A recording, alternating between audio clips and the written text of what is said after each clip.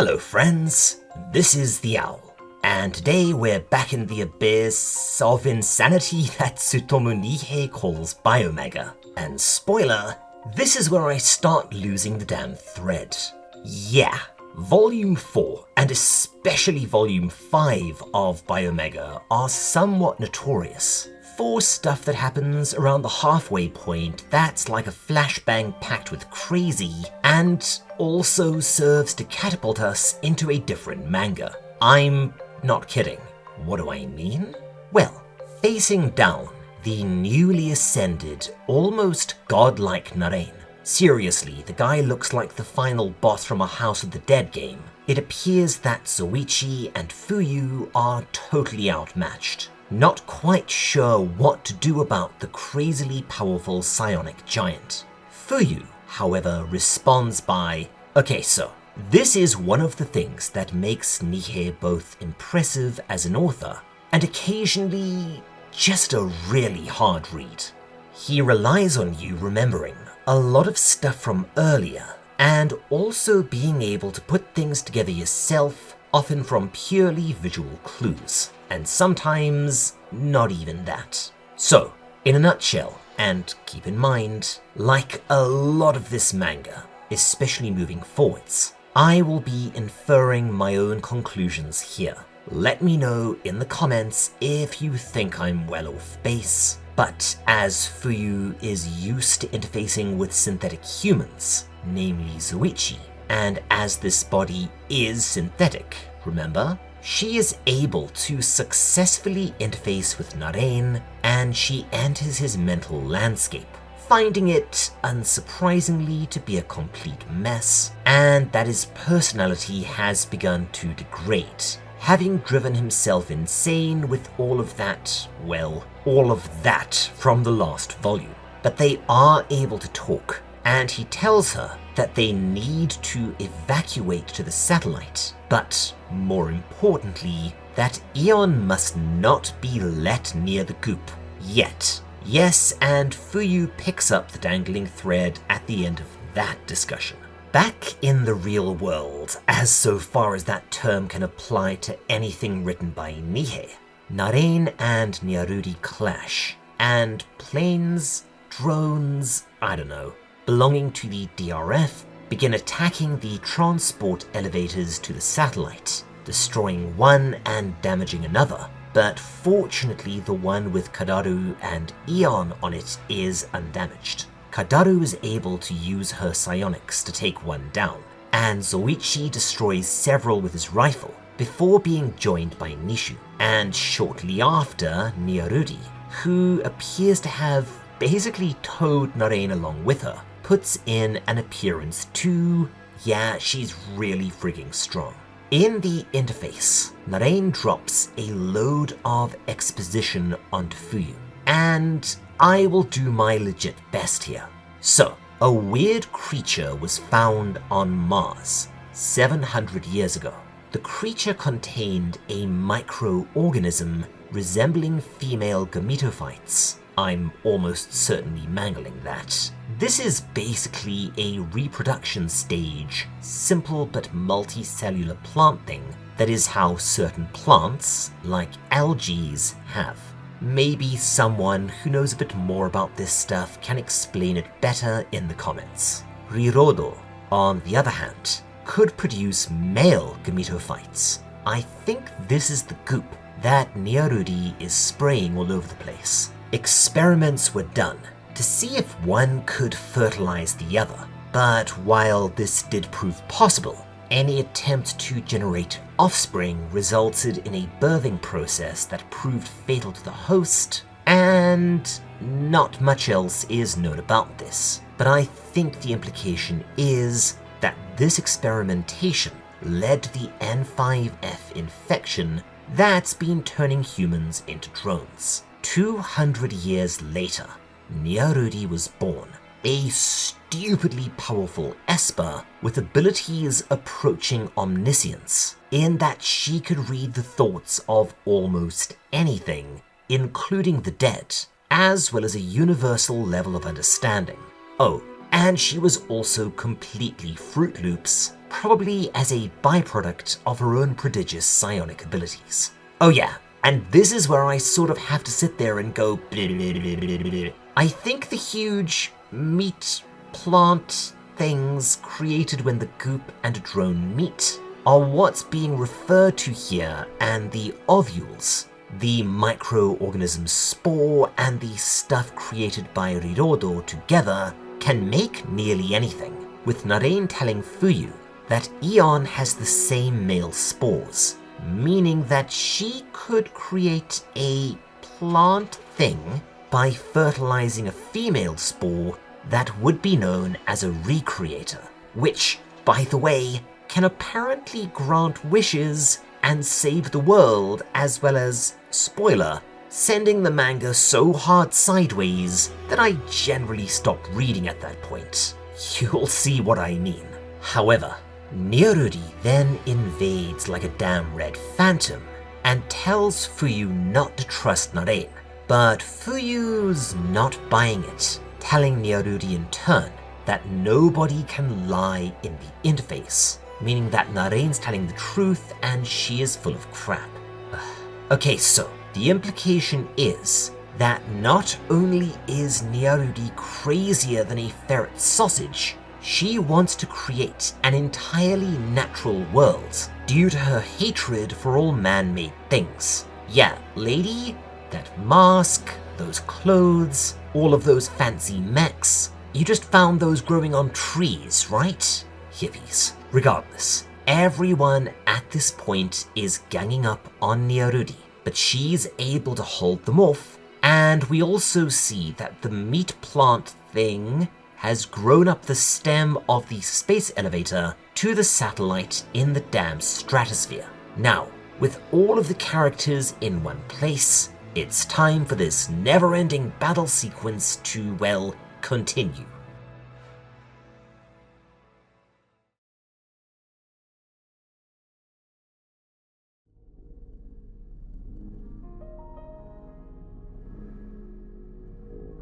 We cut over to some time in the past, seeing Niarudi and Narain exploring Leif's rooms, finding a photo of Rirodo as well as some of her spores, those are really big spores. They look more like cough drops to my mind. Back in the present, she attempts to use it on the goop, but Kozlov and the old man manage to shoot it down in a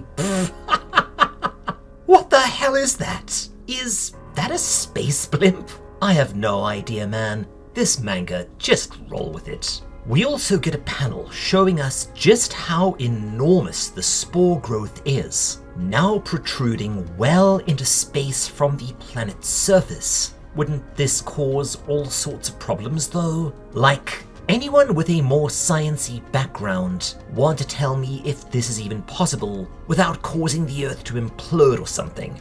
Feel free to let me know in the comments. And yes, if you're hearing any thumping or noises in the background, that's Baby Owl doing something. Zoichi, however, is finally able to land a decisive hit on Niarudi, blowing her face off with his rifle. No, I cannot show you that panel, unfortunately, but wow, is it gnarly. Probably the nastiest moment in the entire manga, to be honest. However, a presumably dying Niarudi then uses her psionics to invade the mind of Narain, and after a brief struggle, is essentially able to take it over, then sending a wave of tentacles from his body up the space elevator rail towards Aeon and the rest. Zoichi uses his rifle to blast the corrupted portion of the elevator stem off, resulting in, did he just fall off into space? However, Niarudi pops right back up and continues her assault, looking like the final boss of a Resident Evil game here, overwhelming Nishu and forcing her to retreat further up the stem. Zoichi, drifting along in space, nails Niarudi's, bloody hell, I must have been tired when I wrote that one, sending her plummeting back into the atmosphere and onto the moon?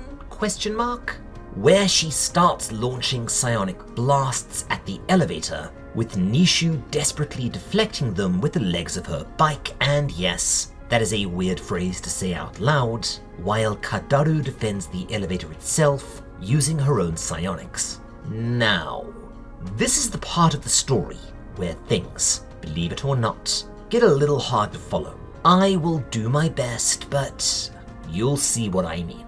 Niarudi, now looking like, what the hell did you call those big tanky bastards from Dead Space again? Goliaths? Brutes? Regardless, she looks like one of them, and her new monstrous form roams around attacking people and trying to get at Eon. But Soichi and Nishu keep her at bay, so she prepares an absolutely insane psionic attack, presumably to wipe the entire place off the map. Soichi fires his crazily powerful shot in some sort of ultra overcharge mode, severely damaging his weapon but hitting her in the forehead. And while this doesn't seem to do anything major, it does provide a distraction, allowing Fuyu to reconnect with Narain, and this is pretty cool. He momentarily seizes control again, long enough to be able to invert the psionic attack, directing it downwards instead,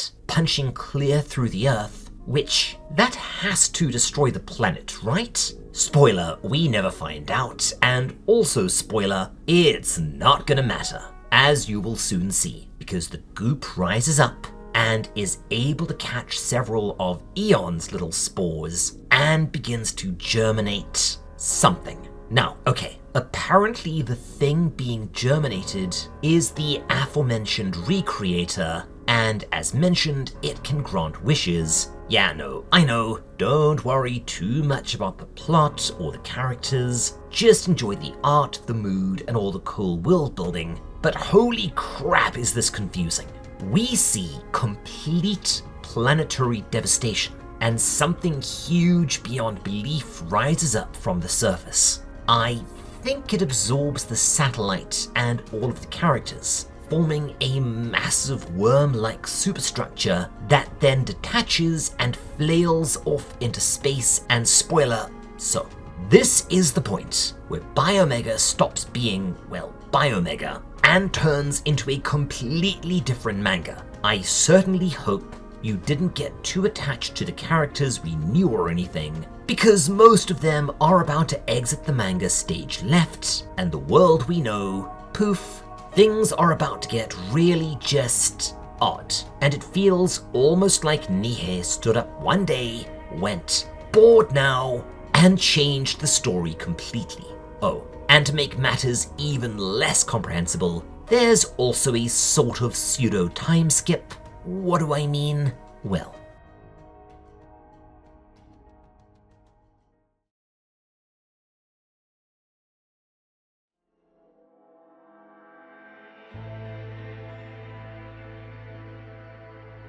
there are a few panels showing the results of the recreator. Just this absurdly enormous snake-like structure winding off into the distant depths of space. Just a really long thing of some kind. It's a pretty cool and eerie image, to be honest. And we also get some numbers. This structure is 100 kilometers in diameter and appears to be of nearly infinite length. It has literally pushed them out of the solar system, so yeah, I'm sure a lot of astrophysics savvy viewers are eating their own beards right now. It appears that only Zoichi and Fuyu are around, having lost communication with everyone else during that insanity. And to make matters worse, Zoichi's weapons were damaged in the fight with Narain/Niarudi. We do get some absolutely stunning panels of Zoichi riding his bike along Chord World, yes, I'm calling it that, and they find themselves in front of what I assume is what Nihei's house looks like in real life. Inside we learn that, okay, somehow time has been different, leading to this place developing in the meantime, or maybe it all just poofed into being, but we do learn that the Chord World is almost 5 billion kilometers long. Insert obligatory dick joke here. Zoichi is attacked by a roof.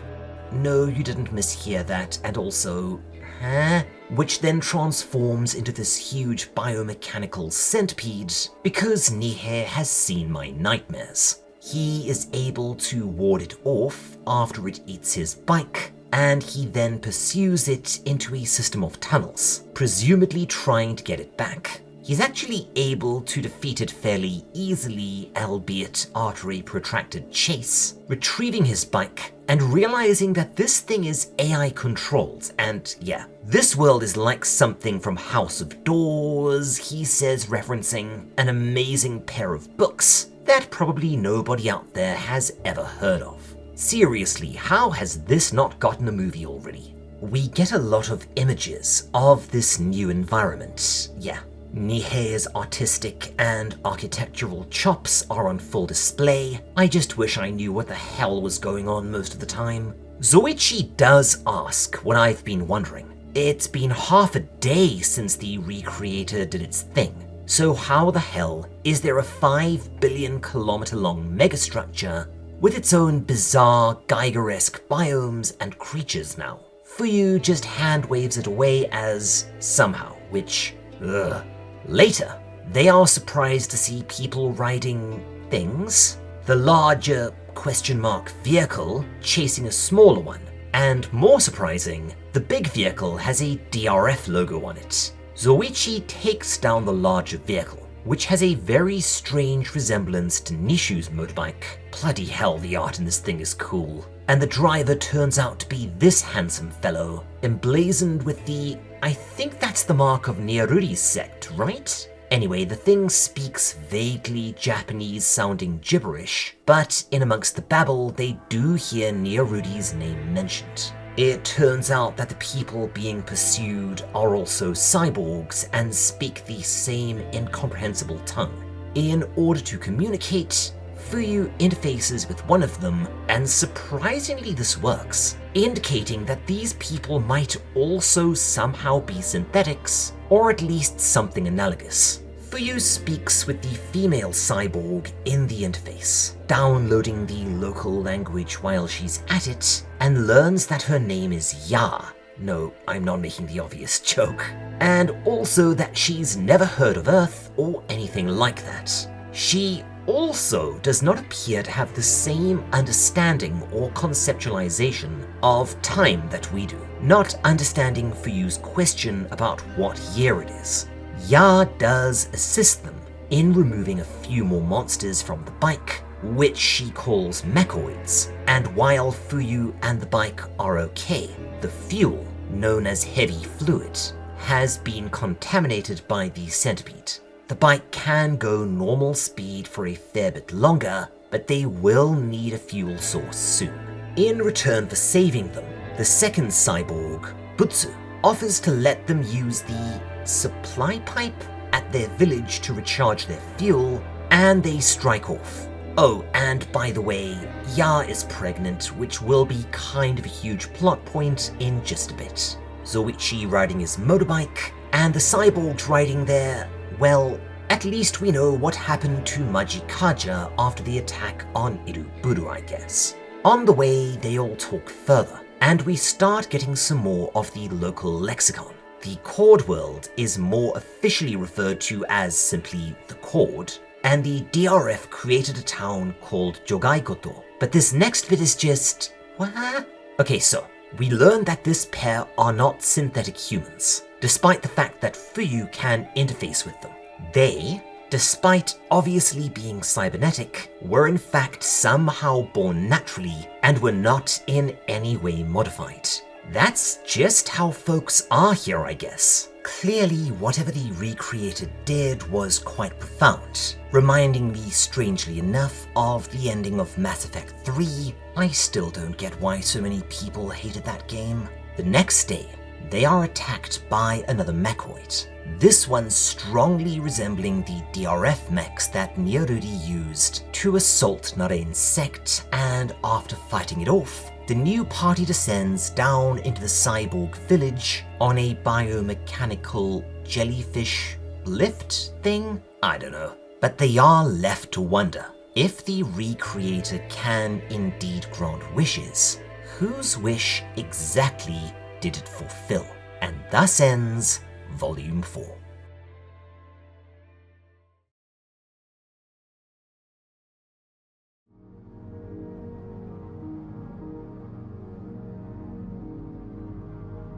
Volume 5 opens with some more gorgeous full-color pages, showing the party descending down into the depths of Cordworld in order to reach the aforementioned village, and we get a lot of dialogue showing just how out of place Zoichi and Fuyu are in this new world. However, when they reach their destination, there is no village to be seen. Butsu begins following tracks, and I assume everyone else is left to check for Fapodas. We get a pretty cool sequence in where they follow the tracks, showing us some of the various funky biomes in this place, including a very neat Geiger-looking forest, but they do eventually reach the village, and I swear, I have no idea why, but this entire place gives me massive Layer 6 flashbacks, man. Anyone else? The villagers are also incredibly varied cyborgs who naturally look at Zoichi and Fuyu sideways, as they are so visibly different. Yes, Nihei, I think I see what you're doing here.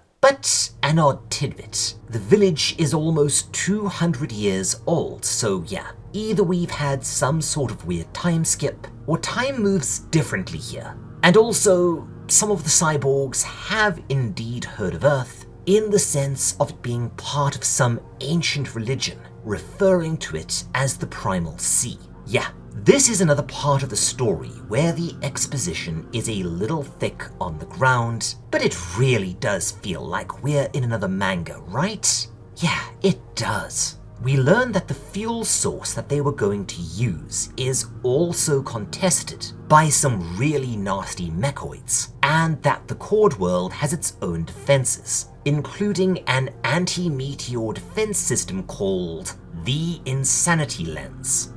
The Insanity Lens. That's like the best name for a metal band ever. What follows though is just more of the same, glorious panels in which nothing much happens. Nihei is clearly just having fun with architecture and geometry, but eventually they do reach the supply pipe, where they can allegedly find fuel, killing some more mechoids in the process, and Zoichi impresses the villagers by killing off this goofy Todd McFarlane looking monster with one shot using his pistol. Later, we get some more exposition, including confirmation that Niarudi is still alive and leading the DRF, but that she's dying, her immortality seemingly reaching its limits. So maybe she got caught up in the time skip too? I don't know. And yeah, if this all sounds rather fragmented, it's not my narration. This is just how the story is presented, by the way. It's a Nihei thing.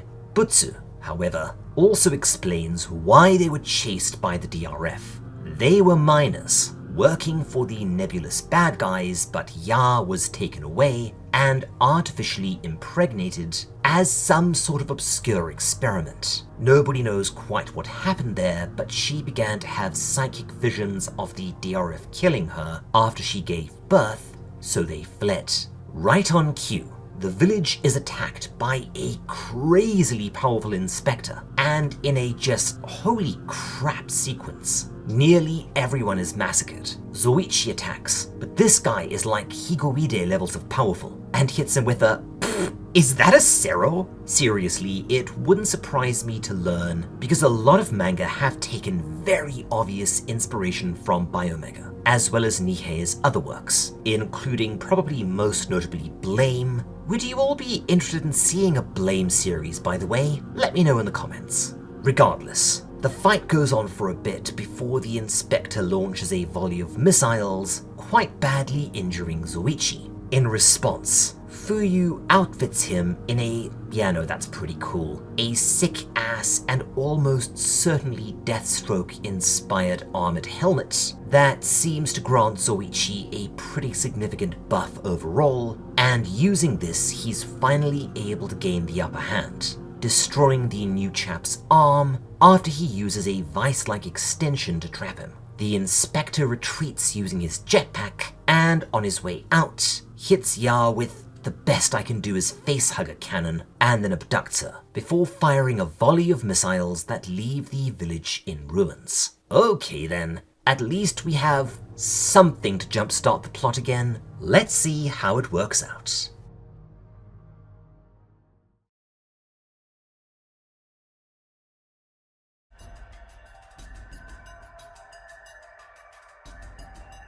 The final segments of Volume 5 involve Zoichi, in response, launching another all-out assault on Jogaikoto, the DRF village that the two women mentioned, but finds Ya completely butchered, cut open, and her uterus completely removed in just a really gross and mean-spirited panel. I know I keep musing about Nihei having lots of nods to other games, manga, and comics, and yes, some of it is for sure reaching, but as Nihei is known to be an aficionado of Western comics in particular, could this be a reference to Alan Moore's absurdly mind-bogglingly good From Hell? I don't know.